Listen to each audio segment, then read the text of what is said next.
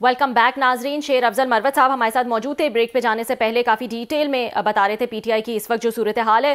मरवत साहब आप हमारे साथ हैं? जी मैं मौजूद। जी मरवत साहब, जैसे कि ब्रेक पे जाने से पहले क्लासेस आपने दो बातें जो है वो आपसे पूछी, अगर आप उसका जवाब देना चाहें कि आप व्हाट्सएप ग्रुप में अब शामिल हैं कि नहीं, और क्या फैसले जो है वो एक्चुअली में बुशरा बीबी ले रही हैं? जहाँ तक पहले सवाल का ताल्लुक है, ये व्हाट्सएप ग्रुप और जूम मीटिंग्स हम 9 मई के बाद हर इवेंट के लिए अलग बनाया करते थे।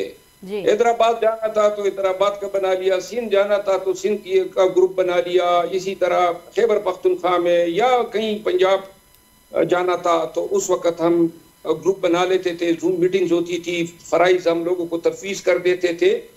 इसके बाद जब इलेक्शन हो गए तो फिर तो हजारों ग्रुप बन गए और लीगल ग्रुप बन गया, कोर कमेटी का, फिर सब कमेटियां, फिर पॉलिटिकल कमेटी, तो वो और हर एक ने जो है ये ग्रुपों में, और इसमें कोई फायदेमंद गुफ्तगू नहीं होती थी। अमूमन जो है बातें लड़ाई पे खत्म होती थी, गैर संजीदा लोग होते थे, काम नहीं कर सकते थे, और यूं मैंने खुद जो है तकरीबन 95% ग्रुप खुद ही छोड़ दिए थे। सर कि खान साहब के दो जो करीबी लोग हैं, अलीमा खान साहबा बहन है उनकी, बुशरा साहबा उनकी बेगम साहबा हैं, कल भी उन्होंने झाड़ा है। मैं फैसल चौधरी साहब को सुन रहा था तो उन्होंने वही लफ्ज़ यूज़ के लताड़ के, मेरा ख्याल शायद नदीम मलिक साहब ने, कि कल भी उन्होंने लताड़ के रख दिया है। बुशरा साहबा ने खान साहब की मौजूदगी में उन्होंने बड़े बड़े सलमान अकरम राजा साहब थे, गोहर साहब थे, और भी 2-4 नाम लिए उन्होंने, वो खुद फैसल चौधरी साहब भी थे। इससे पहले हमने देखा बुशरा साहबा ने वहाँ पेशावर में भी उन्होंने, जब यहाँ से जलसा जुलूस और नाकाम हुआ था इस्लामाबाद वाला, उसमें भी उन्होंने वहाँ पे हामिद रज़ा साहब थे, ये सलमान अकरम राजा साहब थे, सबको उन्होंने बड़ी तकरीबन गालियाँ ही दी थी। अब मैं टीवी पे वो नहीं कह सकता, आपके साथ भी उनकी वो हुई।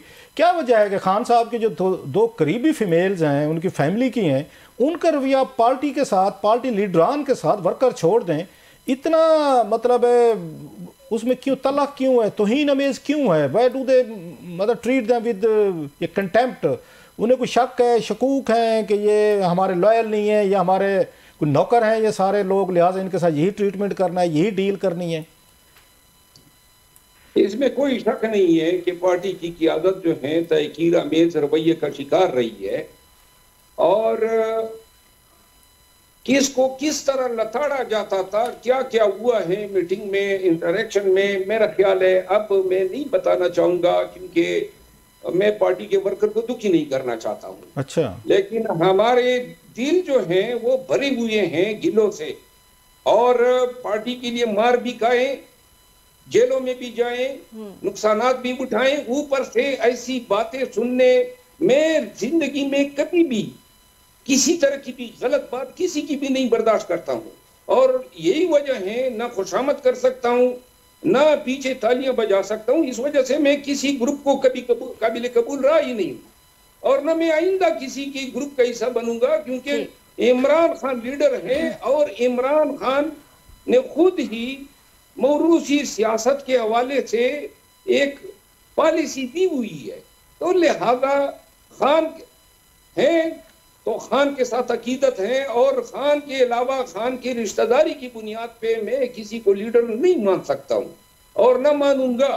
और मेरा ख्याल है बकाया ये बात पार्टी के दीगर लीडर जो हैं वो शायद इसी वजह से गुजारा उनका चल रहा है कि वो किसी को नाराज नहीं कर सकते हैं, लताड़े भी जाते हैं, बेइज्जत भी होते हैं और बर्दाश्त भी करते हैं। अच्छा, आप इसको कैसे देखते हैं? कल फैसल चौधरी साहब जो हैं वो बड़े करीब थे इमरान खान साहब के, बुशरा साहबा के टीवी पे भी आ रहे थे, तर्जमान पे भी थे, उनके वकील भी थे, and he was very vocal everything.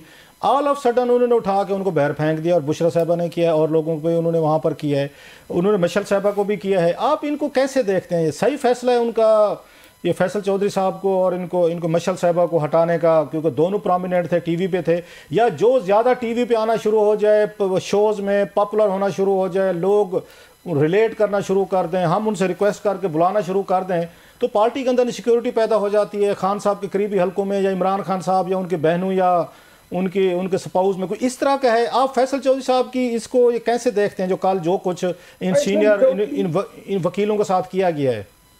Faisal Chaudhary के साथ अच्छा नहीं हुआ। फैसल चौधरी को पीटीआई की जरूरत नहीं है, वो एक सुप्रीम कोर्ट के वकील है, फैसल चौधरी की जरूरत है पीटीआई की।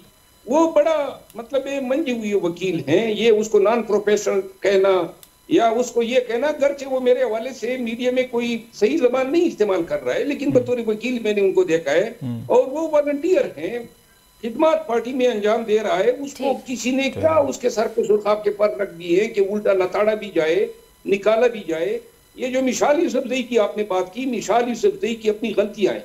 अच्छा, तो मैं हमेशा उसको छोटी बहन मैंने समझा है, लेकिन गुज़िश्ता चंद माह से बिलखसूस जब ये 26 नवंबर का सानिया हुआ, इसके बाद इसके जो बयानात आए और फिर इन्होंने नेक्सस बनाया बुशरा बीबी की बहन के साथ, मरियम वट्टू के साथ, जो दुबई में बैठी हुई हैं। और वो खातून, अगर आप उनके ट्वीट देखें, हमें जिस तरह वो जिस जबान में मुखातिब करती हैं, जो तहकीर अमेद लेजा उनका है, और इस तरह दूर पार के रिश्तेदार भी ऐसा जताते हैं जैसे कोई पार्टी के लीडर नहीं उनके नौकर है।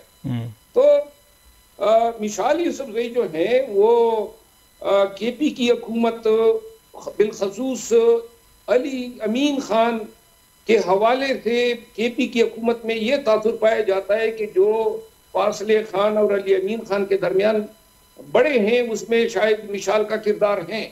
मिसाल को मैंने एक वक्त में समझाने की कोशिश की थी कि पार्टी में यहाँ पे आपको अदावतें नहीं मोल लेनी चाहिए, क्योंकि लोगों का साथ तब तक है जब तक शायद आप करामत हैं। और मेरा ख्याल है कि आज जो इसको हटाया गया है वो उसकी प्रोएक्टिव होने की वजह से हटाया गया है। अपनी किरदार को शायद वो जो पार्टी के अंदर उसका किरदार होना चाहिए था वो शायद तजावुज कर गई थी। और मेरा ख्याल ये है कि बिल वक्त उसके लिए भी बेहतर है कि थोड़ा सा साइड पे रह ले, क्योंकि जब ये उसको भी मेरे ही जैसे अंदाज में निकाला गया हाँ मकाम में। और क्योंकि बुशरा बीबी के साथ तो वो बड़ी वफादार थी, बुशरा बीबी के लिए तो इसने अपनी वजारत जो है नहीं, तो बुशरा बीबी साहबा ने निकाला है उनको, किसी और ने तो नहीं निकाला, वो तो बुशरा बीबी ने उनको निकाला है, उन्हीं की भी तर्जमान थी ना सर। तो उन्हें क्या शिकायत हुई है? उनकी बहन के साथ भी बड़ा अच्छा ताल्लुक था, बता रहे मरियम वट्टू साहबा के साथ। अभी जब इनको निकाला गया था तो बुशरा बीबी ने काफी जोर लगाया था कि इसको वापस लिया जाए, लेकिन अली अमीन खान डट गए थे और उन्होंने इनको नहीं लिया। मैं इतना बयान दूंगा मिसाल के हवाले से कि मिसाल का जो भी जेल में किरदार रहा है उसको केपी की हुकूमत ने, अली अमीन खान ने ये समझा है कि जो फासले खान और अली अमीन खान के दरमियान पैदा हुए उसमें इनका किरदार है। ये शायद अपने तौर पे इन फासलों को घटा सकती थी, लेकिन शायद वो समझ नहीं पाई और इस वजह से जो है उसका भी अब ये हशर हुआ है। वक्त हुआ एक छोटे से ब्रेक का। ब्रेक के बाद हम दोबारा हाजिर होते हैं।